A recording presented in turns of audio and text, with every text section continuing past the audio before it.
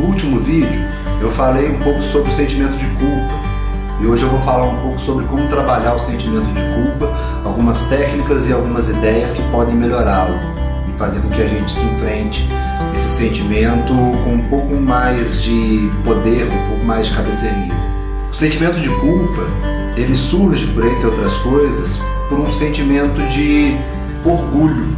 Parece estranho a gente dizer isso, mas o sentimento de culpa, ele acaba surgindo porque nós acreditamos que nós temos poder o bastante sobre a realidade para transformar a realidade ao nosso favor ou ao favor daquilo que a gente quer. E isso não é bem verdade. Não é bem verdade que a gente tem poder, por exemplo, para poder saber que alguma coisa ia dar errado. Não é verdade que nós temos poder para poder transformar a realidade ao nosso redor ou fazer com que as pessoas decidam pelas decisões mais acertadas.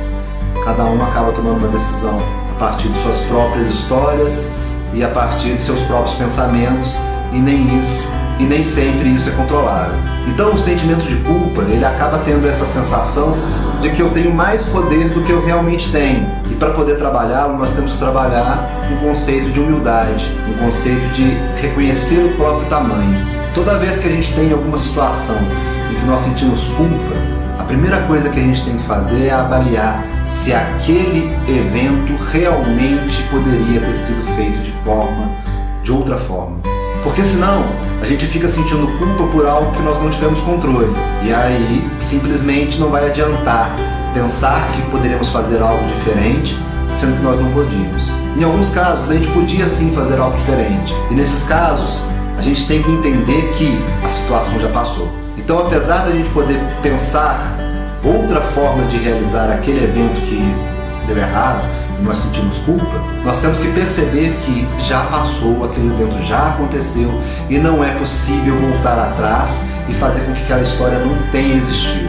A história existe e nós vamos ter que conviver com isso. Então, sempre que a gente identifica um determinado problema, um determinado erro que nós cometemos e que sentimos culpa por eles, e nós percebemos que esse erro poderia ser diferente, nós temos que pensar o que faríamos diferente, mas para o futuro, não para o passado. Não é possível mudar o passado.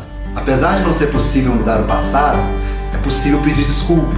Então, se esse evento aconteceu e causou mal a alguém e nós tínhamos outra opção sobre ele, nós podemos ir até a pessoa que nós fizemos mal ou as pessoas que nós fizemos mal e pedir desculpa e tentar fazer alguma forma de compensação pelo erro cometido. Mas lembrando sempre que não vai mudar o passado, simplesmente a gente pode tentar pedir desculpa no presente e tentar modificar o futuro.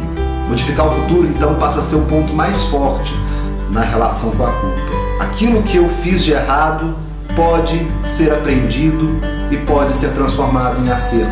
Prestem atenção, sempre que vocês estiverem com esse sentimento de culpa, em quais são os aprendizados. Enquanto vocês estiverem com o sentimento de culpa, prestem atenção em quais são os aprendizados que vocês podem tirar dessa sensação, dessa emoção. Porque é essa transformação futura a mais importante e a que faz com que a nossa emoção não seja completamente inútil, mas que tenha uma importância real psicológica. Se você conhece outra ideia ou outras ideias para se trabalhar a culpa, manda uma mensagem dizendo sobre elas e nós vamos conversar mais sobre isso. Até mais!